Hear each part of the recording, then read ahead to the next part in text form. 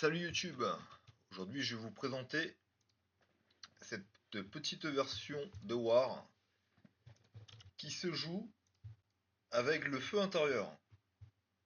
Donc on va voir ensemble les points positifs, les points négatifs. On peut commencer par les points positifs, c'est un build qui est vraiment rapide en map, qui est très très fort pour la grande forge, qui a une grande tankiness. On arrive aussi en protection d'avoir des très très grosses valeurs de résistance. Les points négatifs, c'est que les fire charge, il faut les stack. Donc en début de map, ça peut prendre 5 secondes avant de stack. Et aussi, la régénération de vie est très faible. On a la seule régénération qu'on va avoir, c'est avec le tourbillon, mais vu qu'on tape pas spécialement le tourbillon, la régène de life est très faible. Donc on va voir ça ensemble. On va commencer déjà par les compétences. Donc nous on veut augmenter les dégâts de feu intérieur. Du coup le tourbillon va proc les feux intérieurs et augmenter les dégâts. Ici on a 40% supplémentaire. Euh, Vu qu'on a 50% de CC, le 3 cumul de blocage par CC est excellent. Ça pour la ténacité c'est cool, on n'a pas à choper ailleurs. Ici, il n'y a rien que j'ai trouvé d'utile, du coup j'ai mis ça. Mais ici on s'en fout. Et là ça applique broche au ennemis touché. Donc ça va, c'est cool. Ça après, on va pas vraiment l'utiliser beaucoup. Ça, quand on le met dans sa barre de sort, on aura 15 cumuls de charge de base. Ici, chance de feu intérieur 10%. Donc quand je vais faire le sort et que ça touche un ennemi, il y a déjà 10% que avec ça que j'aurai un feu intérieur. Ça, c'est un cumul de blocage par seconde. C'est ok, mais ce spell là, on veut pas vraiment l'utiliser, hein. C'est vraiment pour le mettre dans la barre de sort ici. Ça, c'est nul. Et ça, bah, c'est pas incroyable. Il y aura un bouclier au lieu de deux. Donc pour générer le feu intérieur, c'est cool. Ici, on pourra jouer deux trucs. Soit chevalier distingué ou protecteur endurant. Le chevalier distingué, bon, ce sera des petits trucs comme ça, mais c'est pas vraiment très important. Donc là, vous pouvez voir où j'ai mis les points si vous voulez faire comme moi. Ce qui est important, ça va être ça. La charge max de feu intérieur. Donc là, c'est pour la version vraiment full dégâts. Mais moi, je préfère cette version tankiness.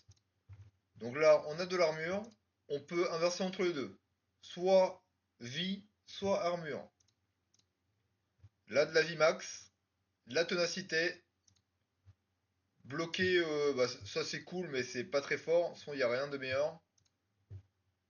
Ça c'est ok. Ça c'est très très bien. On a 100% de chance de assommer un ennemi quand il nous le touche. Vous verrez qu'on a souvent quasiment les charges max. Donc on va souvent bloquer. Ou il y a aussi ça qui est bien. On peut monter à 100% d'armure. Mais je vais vous expliquer pourquoi je le mets pas. Bloquer, bah ça c'est ok, hein, parce que quand on fait un blocage, on a 90% de réduction. Donc avec ça on a 100%.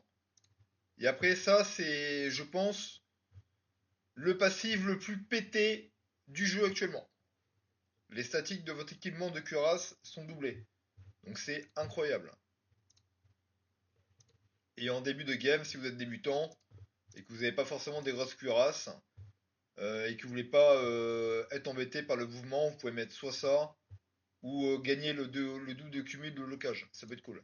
Mais ça en endgame, c'est excellent. On peut passer par quoi après?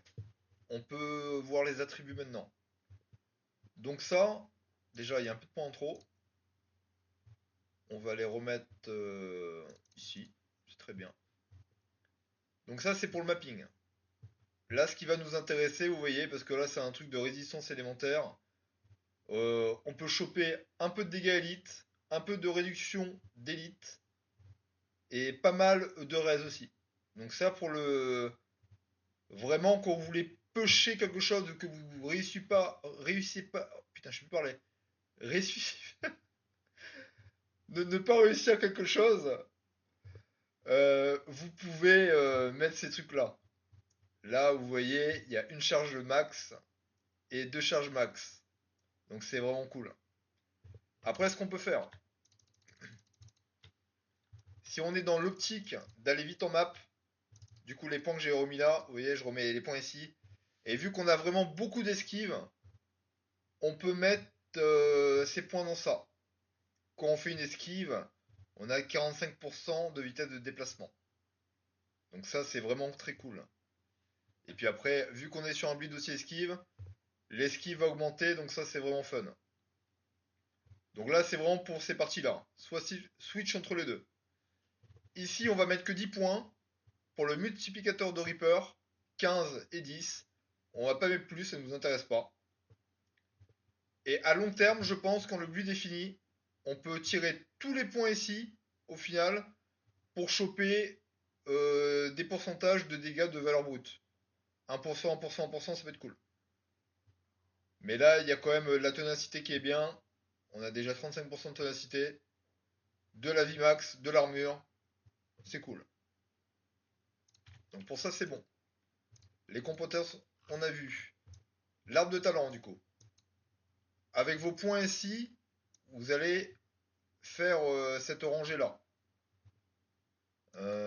Pour moi, c'est la meilleure. J'ai essayé de tester des choses pour essayer de choper ça en priorité.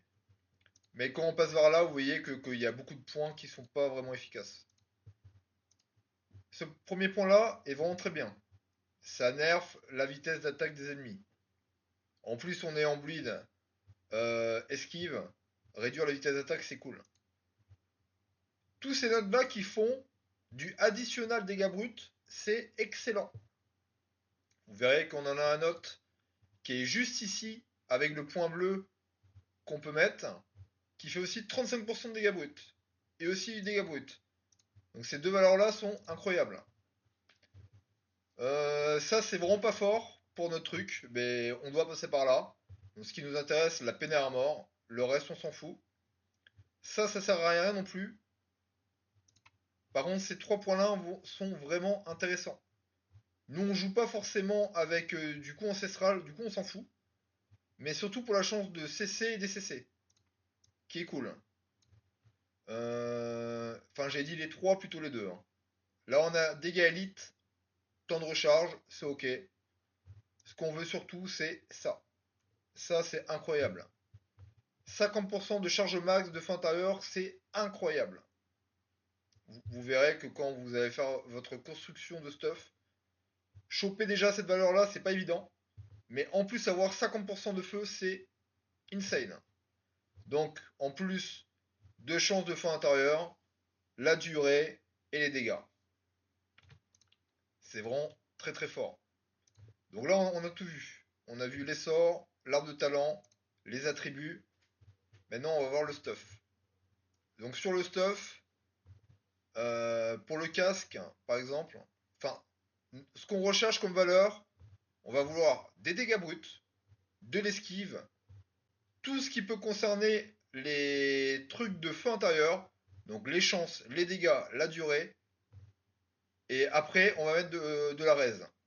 Donc là vous voyez pour le casque par exemple, dégâts bruts, esquive, pourcentage d'esquive, tout ce qui influe les feux intérieurs et de la raise. Et l'effet légendaire actuel du casque, je la trouve complètement pétée, hein. Vous voyez déjà que les stats épiques et l'effet légendaire, on avait vraiment des montants vraiment énormes. Ici, l'effet légendaire aussi est insane. 52% de dégâts max du Reaper, c'est incroyable. Donc là, pareil, on a des dégâts bruts. L'armure, il faudrait la changer. Je vais vous dire pourquoi. Mais ça serait mieux de mettre de l'esquive plutôt. C'est juste que là, j'ai une stat pure esquive pour l'instant. Je la laisse comme ça. Parce que j'ai encore une greffe et que je peux travailler pour mettre autre chose. Donc là, on voit aussi stat épique. On a durée de feu intérieure, dégâts contre élite et vitesse d'attaque. Pourquoi la vitesse d'attaque on joue le feu intérieur? Pour le tourbilol. Parce que le tourbilol va proc plus vite et on a 34% de chance de feu intérieur par tick. C'est-à-dire que chaque fois que mon tourbilol tick un ennemi, a 34% de chance justement de faire proc le feu intérieur, qui fait principalement les dégâts dans cette version. Donc là sur les bracelets, chance de cesser, parce que c'est intéressant pour nous, vitesse d'attaque, vous savez pourquoi. L'esquive, les dégâts bruts, dégâts élites, et tout ce qui concerne le feu intérieur. L'effet légendaire il est cool, il y a peut-être mieux, mais il est très bien. Ces deux effets légendaires là en tout cas sont insane. Ensuite, sur les gants, du dégâts brut, vitesse d'attaque, vous voyez, vol de vie, chance de cesser. L'effet légendaire est nul, il nous sert à rien sur le build. Mais pour l'instant je l'ai pas changé, parce que là, le perso en fait pourrait être encore plus optimisé. Je vous présente pas un truc très très opti, mais cet effet légendaire là est très bien. Par contre là sur la config que j'ai actuellement, je fais le jeu très facilement. Sur les anneaux, ça sera les mêmes. De l'esquive, de la vie, dégâts bruts, de la raise. Les effets légendaires des bots sont très bien. Vous pouvez jouer avec ça. La ténacité du multiplicateur de ténacité, ça nous fait 100% avec toutes les valeurs qu'on a. C'est très bien. Et après, dégâts de feu intérieur, charge max. Vous voyez que la régénération de vie, la vie max, il faudrait que je la change encore. C'est pour ça qu'ils ne sont pas bloqués. Alors, ça, euh, j'ai trouvé cet effet légendaire incroyable. C'est-à-dire qu'à chaque fois qu'on prend des dégâts, on peut pas prendre plus que 8589 dégâts. Donc c'est incroyable. À long terme, endgame sur le build, toutes les valeurs du coup d'armure, toutes les valeurs de vie, on peut les tirer que pour jouer avec ça. Donc au final, ça, plus un gros pourcentage d'esquive, plus qu'en plus, on peut avoir facilement les stacks de blocs, justement le bloc, un blocage à 100 très très efficacement. Même si j'aurais 500 de vie, je meurs pas dans le jeu, hein. Donc ça c'est vraiment incroyable. Et après au stat épique, vous voyez que c'est pas encore optimisé à fond de balle.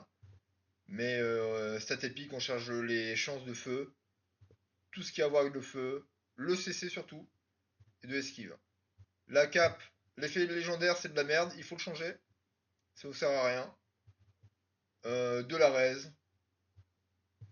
Et celui-là, il faudra changer aussi. Il y a un effet légendaire pour la cuirasse qui est très fort. Ça augmente vos charges de feu intérieur. Donc c'est très intéressant. Mais pour l'instant, c'est très bien comme ça. Et du coup là, on peut voir que toutes les valeurs que j'ai sur mon armure sont doublées avec le passif. Donc c'est très très fort.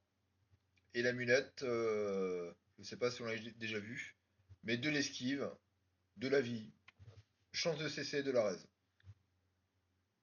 Après, pour les affinités de l'arme, on veut du Astorias, parce que notre arme, on va le voir juste après, c'est du Astorias. Donc ça, il faut la monter.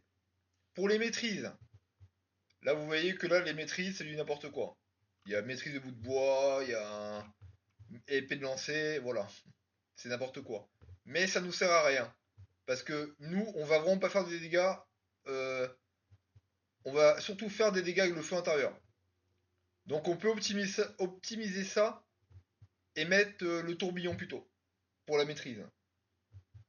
Et ensuite, pour les points de fureur, détermination et tout, ça vous gérez vous-même.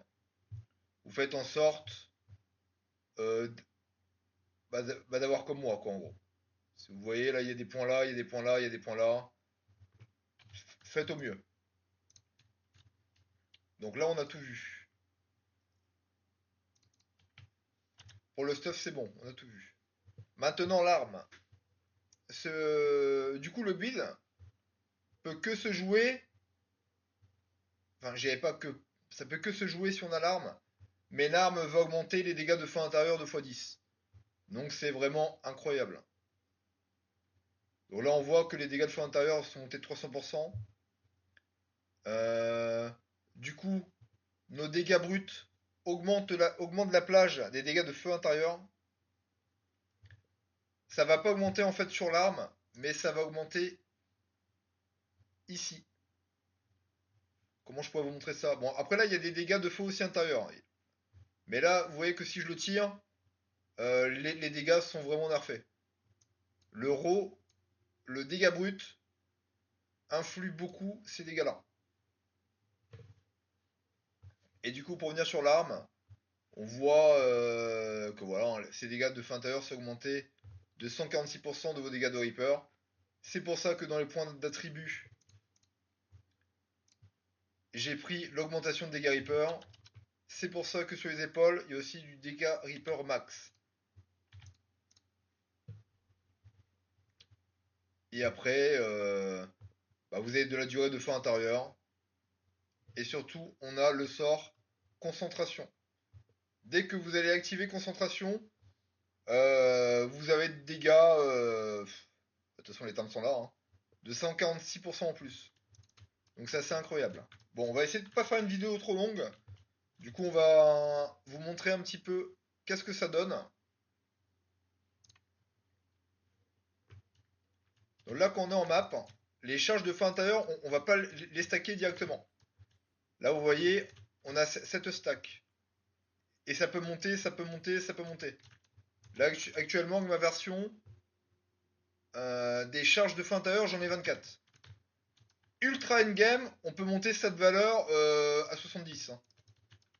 C'est juste que comme ça, c'est déjà largement suffisant. Et vous voyez que là, les petites bouboules qui tournent autour de moi, c'est du stack de feu intérieur.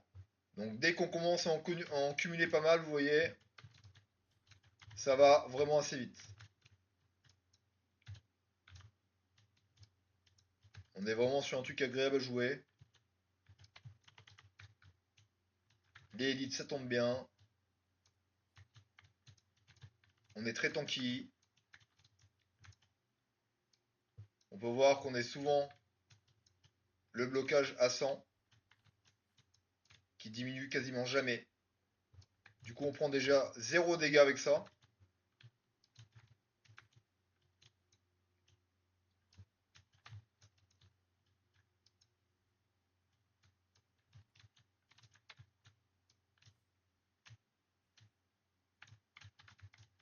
Donc je sais pas comment ça marche si j'esquive en premier dans le jeu, aussi ça prend les dégâts de blocage en premier.